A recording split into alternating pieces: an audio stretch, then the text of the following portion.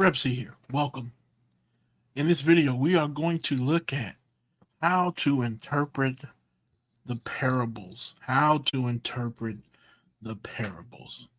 So let's waste no time. Let's jump right in.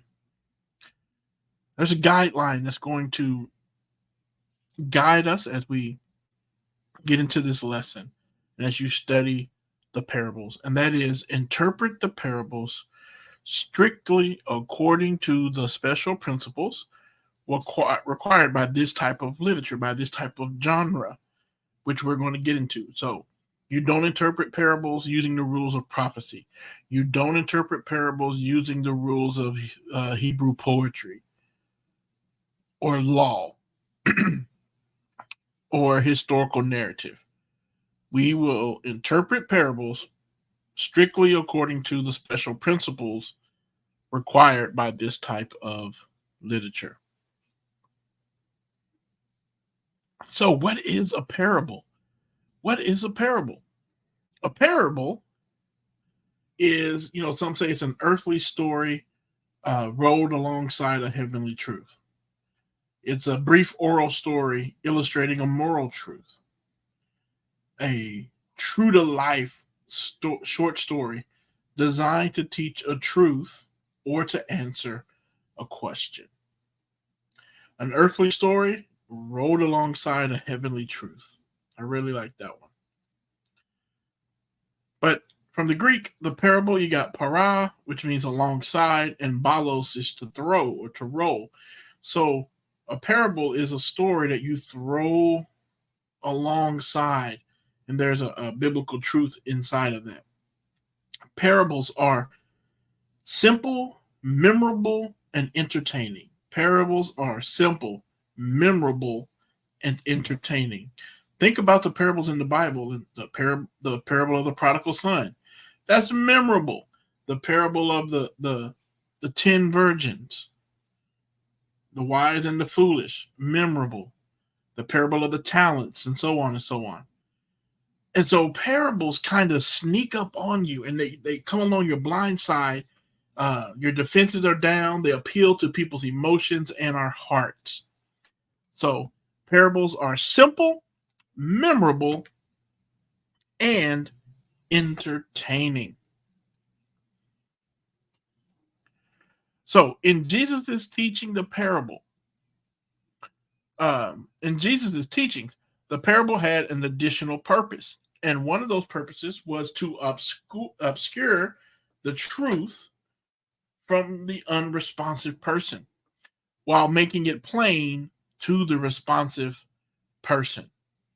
So parables hid things from people while those who it was meant for understood what he is saying.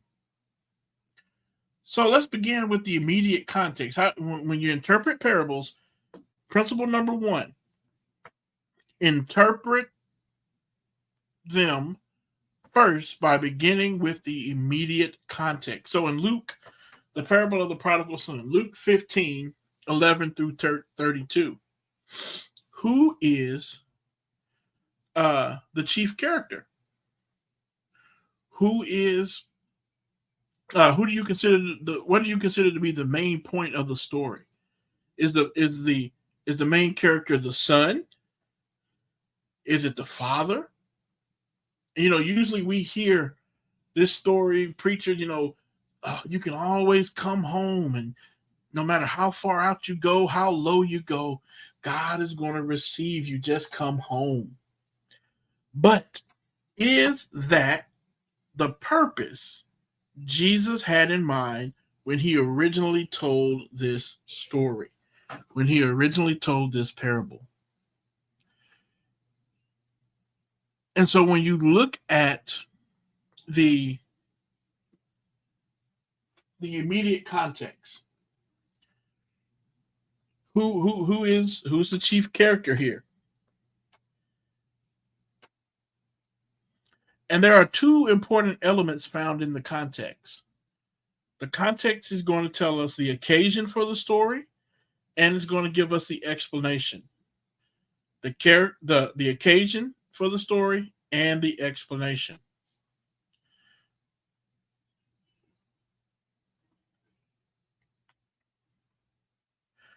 So, the occasion for telling the story. Virtually all parables have a clear historical occasion that gave rise to Jesus telling the story, or the person telling the story. So here we see in Luke 15, just going up, Jesus is telling this story. He is speaking to religious people. Verse 1. Now all the tax collectors and the sinners were coming near him to listen.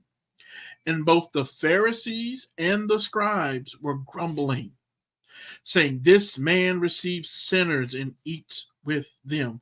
So he told them this parable, and he goes on and on and on through these three parables here. Same audience. The audience does not change. So who is the chief character?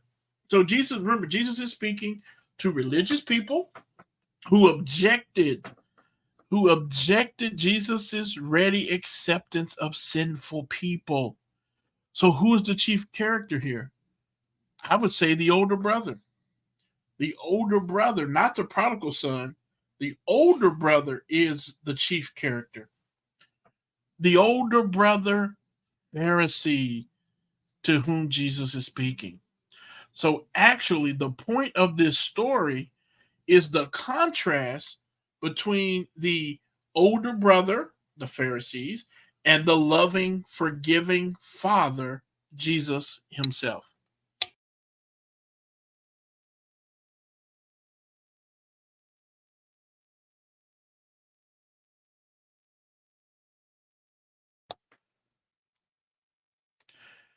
And then the context will also give you the explanation of the meaning. Sometimes the explanation is given in the form of application. So, like Matthew 24, over and over again, in 24 and 25, you see a phrase like be ready, be alert, be on guard. That's the application, but that's also the explanation of the stories. Not all parables have explanations of meaning. But when Jesus does explain the meaning or Jesus makes the application, that is the controlling factor in interpretation. Listen good. We may not impose other meanings on the parable than the one Jesus gave.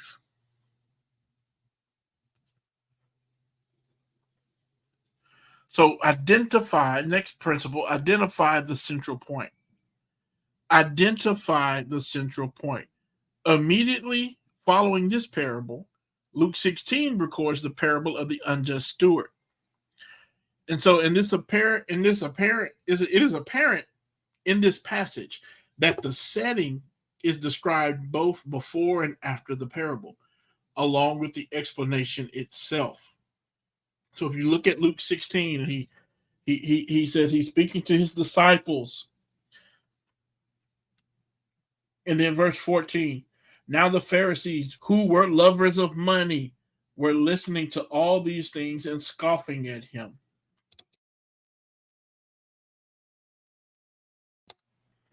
So this gives you the context here, the setting. What is the point of this parable? Jesus is not teaching his disciples to steal, to cheat. No, the point of this parable is being wise with the money, being a wise steward.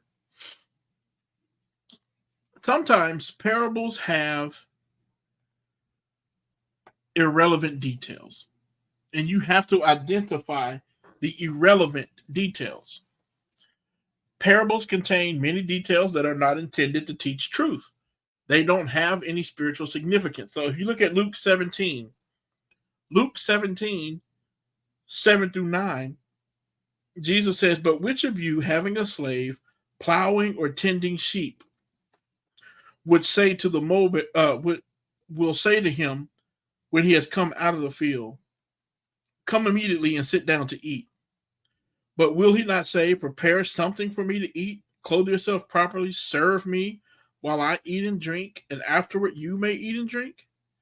Is he grateful to the slave because he did these things which were commanded? In this way, you also, When you do all the things which are commanded of you, say, we are unworthy slaves. We have done only that which is we ought to have done. So the details, Jesus is not teaching, he's not making a point about slavery. Slavery, good or bad, that's not a point here. He's constructing the story in such a way that it is true to the life and times of his disciples and the story that he's telling. So the point of this story is not slavery. The point is not anything like that. The point is we do not deserve credit for doing the right thing. The slave does not deserve any kind of praise because he is doing what they were to do in those days. So Jesus is saying, you do not deserve credit for doing what I have commanded you to do. You do not deserve credit for doing the right thing. Identify the relevant details. These are those details that are intended to teach some truth. So you can interpret them and apply them. How do we know what a relevant detail is? Because relevant details will always reinforce the central theme. Relevant details will always reinforce the central theme of the parable. Next, compare, parallel, and contrasting passages. So if you look at Luke 19, Matthew 25, then the last half of Matthew 25 and Luke 12, you will see you compare, contrast. Some details are in some that are not in the other. But the central theme that he is teaching in these parables is be ready. Be ready. That is what we're to do as believers. Is to be ready at all times because we do not know when our master is returning. And then last, base doctrine on clear literal passages. Yes, some parables can teach some truth, but a parable is, again, figurative language. And figurative language is not the best ingredient for building sound doctrine. So base your doctrine on clear literal passages in the Bible, not just some figurative thing you found in a parable. So hopefully these principles will help you as you read and study the parables. I pray that you will dig deeper in God's word, be a sound, precise interpreter, exegete of God's word. Hey, if you liked this video, hit the like button, share it, subscribe to the channel, hit the notification bell so you'll get notified when I drop new videos on the channel. But also, take the time, drop in the comments below. What is your favorite parable in the Bible? I want to know. So just in the comment section, just type, what is your favorite parable? And then, as always, if you feel led to donate to the ministry, $ Rev Cockrell there. So this is Rev C saying God bless you. See you on the next video.